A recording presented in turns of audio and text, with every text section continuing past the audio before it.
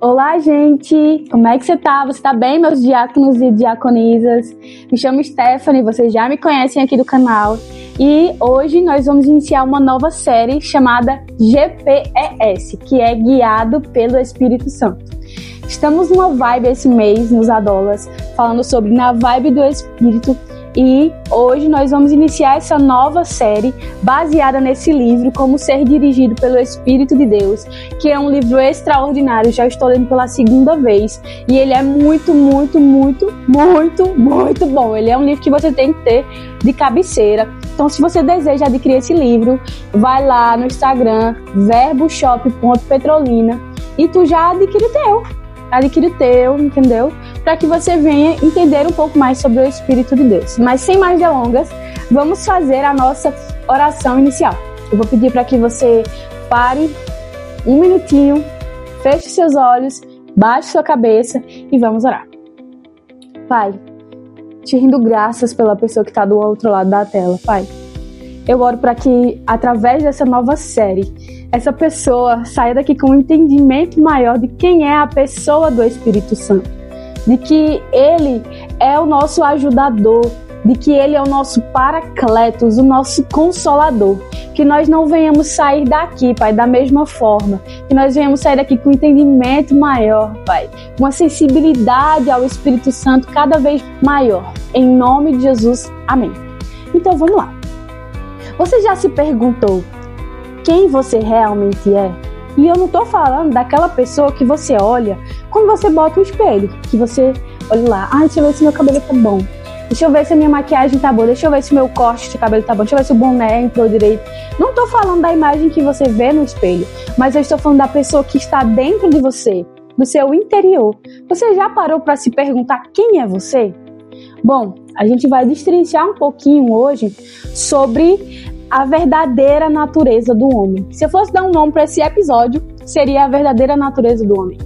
Sabe, os filhos de Deus, que somos nós, que aceitamos Jesus como Senhor e Salvador e vivemos uma caminhada com Ele, somos os filhos dele. Então nós somos guiados pelo Espírito de Deus. E como que é que nós somos guiados pelo Espírito Santo de Deus? Nós somos guiados pelo Espírito Santo de Deus porque nós somos um ser trino, um ser que eu sou um ser espiritual, eu tenho uma alma e eu habito em um corpo. Lá na frente a gente vai definir um pouquinho mais cada uma dessas três partes. Mas eu queria que você entendesse agora que você é um ser espiritual, sabe? Você foi feito à imagem e semelhança de Deus. E você é um ser espiritual. Deus, ele é um espírito, então você é um ser espiritual.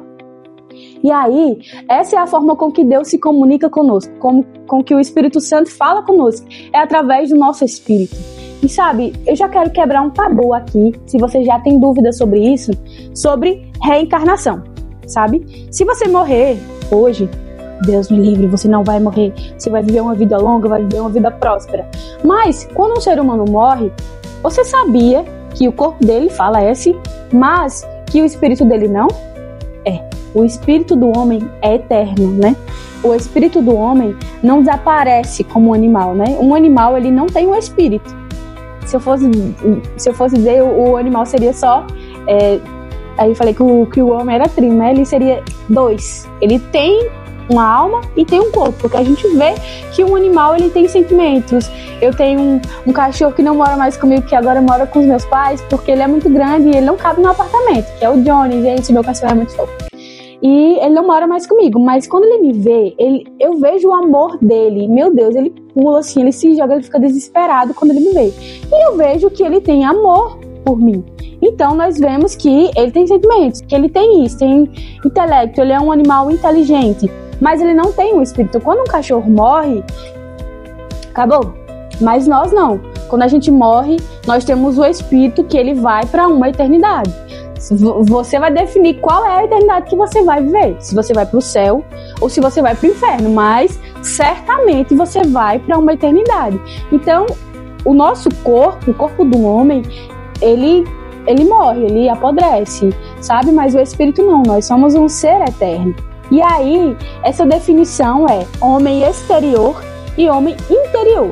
O homem interior é quem eu sou de fato, que é o meu espírito. Já o homem exterior é essa parte, né? que é o nosso corpo, que é a nossa alma. E aí, vamos avançar um pouco mais, que é o que eu ia falar sobre a reencarnação. Eu disse, vou quebrar um tabu, né? Mas muitos ensinamentos, se eu não me engano, é a religião espírita, que diz que quando uma pessoa morre, o espírito fica pairando por aí e pode entrar, o espírito da pessoa vai voltar num cachorro, vai voltar num gato, vai voltar em outra pessoa, vai ficar preso em algum artefato. E não, isso não é bíblico e isso não é verídico. Nós acreditamos que a palavra de Deus é a verdade, e a palavra de Deus não fala sobre reencarnação. Quando o homem morre, entende? E aí, como eu falei, o homem interior é o verdadeiro você. É a parte de você que não envelhece, é o seu lado espiritual. E quando nascemos de novo, esse espírito é recriado. E é por isso que nós precisamos ir lá e aceitarmos Jesus. E quando a gente diz, nascermos de novo. O que é o nascer de novo? É ter um espírito recriado. É ter um espírito remodulado, transformado. E aí, eu vou te dar uma base bíblica para isso, que está em João 3,3, que é aquela conversa que Jesus ele tem com Nicodemos. Se você já assistiu The Chosen, você vai lembrar direitinho da cena. Se você não assistiu, assista, porque se você quer assistir algo, eu gosto muito de assistir. Então, eu sou uma pessoa que eu gosto muito de assistir. Eu sou cinéfila, eu amo. Então, assista coisas boas, tá? E aí, lá em João 3,3, eu vou ler para você, diz assim: se alguém não nascer de novo, não pode ver o reino de Deus. Então, quando a gente nasce de novo, a gente está tendo um espírito recriado, a gente está tendo uma reconectação, é como se a gente ligasse na tomada, voltasse ao início de quem nós somos. Nós somos criação de Deus, tá? E aí, eu vou falar um pouco para você, a gente já entendeu o que é o homem interior e o homem exterior. Aí agora nós vamos falar sobre a consciência espiritual.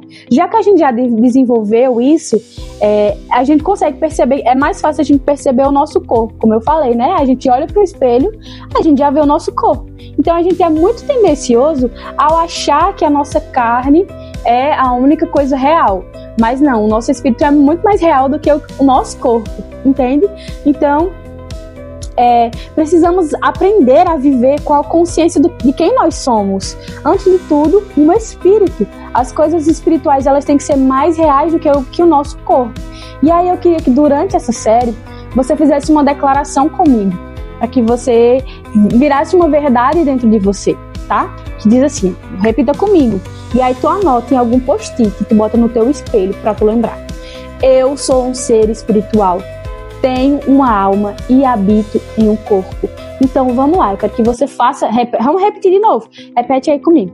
Eu sou um ser espiritual, tenho uma alma e habito em um corpo. Então é isso, sabe? Não esquece, você é um ser espiritual, você foi feito à imagem e semelhança de Deus, existe uma eternidade que está aí dentro de você. Então aprenda a desenvolver isso, tá?